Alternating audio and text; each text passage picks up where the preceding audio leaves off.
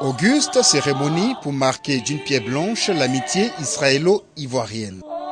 En collaboration avec l'Institut Kaïdara, l'ONG chrétienne J'aime Israël, foncièrement attachée à la terre et au peuple d'Israël, commémore ce jeudi 11 avril 2013 les 65 ans de l'État hébreu à travers ce cadeau spectacle à lui offrir. Ainsi, la Société musicale d'Abidjan, groupe artistique et partenaire privilégié qui accompagne l'ONG J'aime Israël dans de grands moments de célébration comme celui-ci, nous livre quelques chants dont l'hymne national de la Côte d'Ivoire et celui d'Israël, interprétés avec un doigté de maître.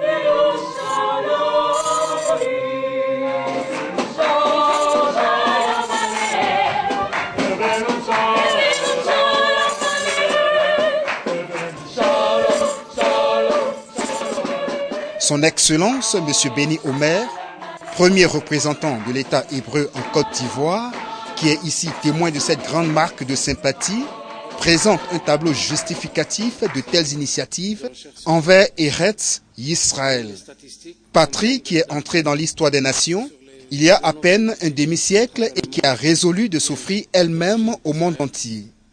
On a des lauréats de prix Nobel français et américains, et surtout dans les domaines de sciences, de recherche scientifique, physique, mathématiques.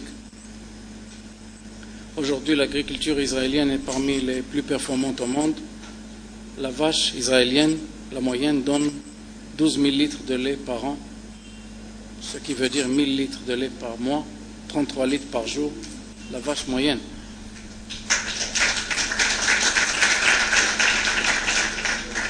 Et je suis très heureux de représenter un petit pays qui a eu cette obligation morale dès notre premier ministre, l'ami intime de Fouad Bouani, David Ben Gourion, qui nous a laissé cette obligation morale en disant que si grâce aux difficultés que nous avons au quotidien, nous avons pu inventer des choses qui peuvent être utiles ailleurs, on est obligé de partager ce savoir-faire avec nos frères à travers le monde, surtout dans les pays en voie de développement, ce qui explique la présence en Côte d'Ivoire d'Israéliens dès le début des années 60, le fameux service civique, la coopération. Et aujourd'hui, on a changé de méthode, mais l'obligation morale est toujours là, elle est toujours valable. Ça fait une partie de notre tradition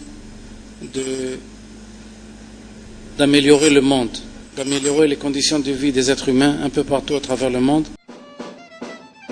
L'ONG J'aime Israël est dirigée par M. Jonas Naki. La détermination et le dynamisme de son président a amené cette organisation à se distinguer par la qualité de relations qu'elle a su tisser avec l'État hébreu à travers plusieurs actions entreprises depuis 2006. Notamment le concours culturel J'aime Israël organisé avec le lycée d'enseignement artistique d'Abidjan. Pour M. Jonas Naki, Israël est simplement un modèle pour les peuples et les nations. Modèle de foi, modèle de culture et modèle de développement à imiter. Nos cœurs sont dans la joie car nous ne nous sommes pas trompés.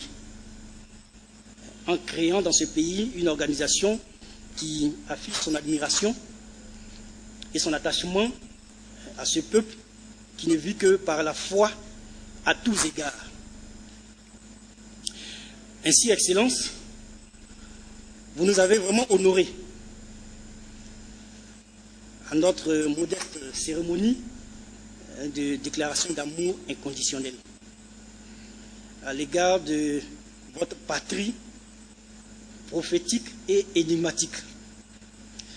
Notre profond et ardent désir, qui n'est plus caché, c'est d'apprendre beaucoup de l'histoire d'Israël pour mieux connaître et comprendre son élection divine. Une chose où la culture judéo-chrétienne nous aidera amplement. Nous avons trouvé en Israël un peuple travailleur, courageux et déterminé, qui nous a transmis des valeurs remarquables que nous voudrions à notre tour partager avec nos frères et sœurs ivoiriens de la Côte d'Ivoire. Et comme le dit la Bible, en Proverbe 13, verset 20, celui qui fréquente les sages devient sage. C'est pourquoi nous aussi, nous voulons fréquenter Israël pour devenir Israël. Notre ONG J'aime Israël voudrait également apprendre de la foi d'Israël en Dieu, de son ardeur au travail, avec détermination et optimisme, en comptant sur votre soutien amical. Excellence, Monsieur l'Ambassadeur, nous ferons de notre organisation un cadre de mobilisation d'amis d'Israël de diverses compétences, agissant pour l'amélioration continue de l'image et de la position d'Israël par rapport à la Côte d'Ivoire.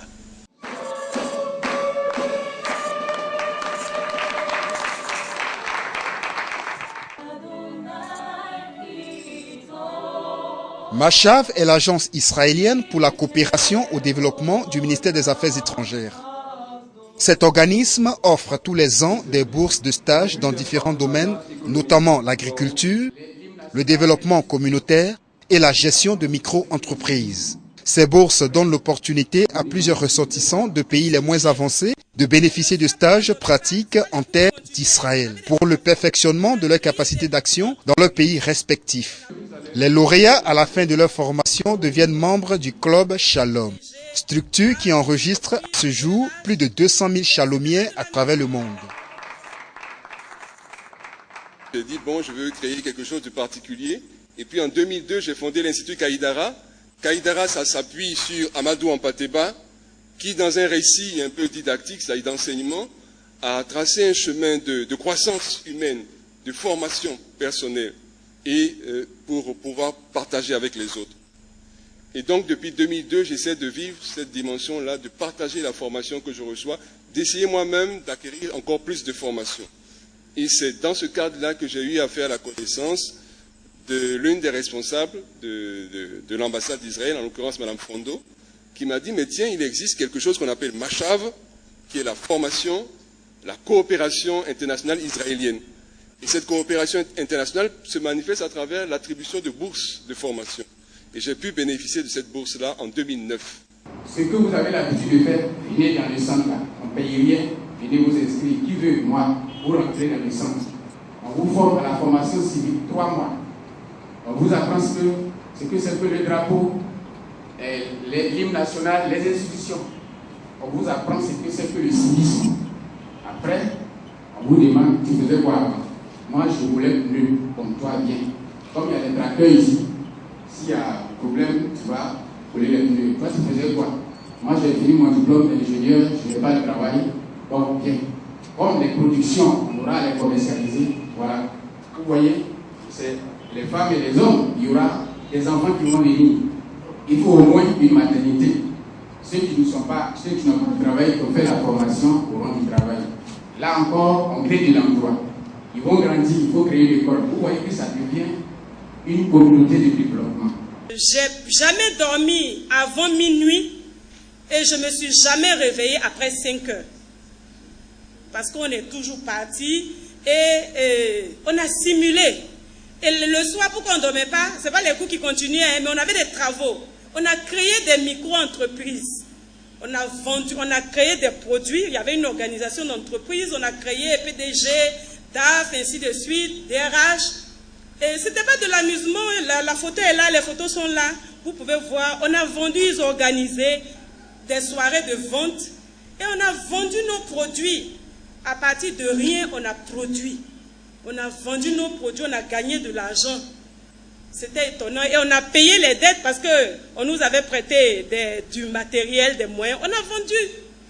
Et même pour notre groupe qui avait fabriqué des bracelets, un monsieur du commerce qui fait du détail en ville Haïfa est venu à la cérémonie et il nous a commandé 100 bracelets. Notons que la mission de Machav est non seulement d'inculquer le savoir et le savoir-faire aux stagiaires qui participent aux différents programmes de formation en Israël, mais surtout de développer le leadership auprès de tous ceux-là afin qu'ils puissent formaliser tout ce qu'ils ont reçu à travers des projets de développement une fois de retour dans leur pays d'origine.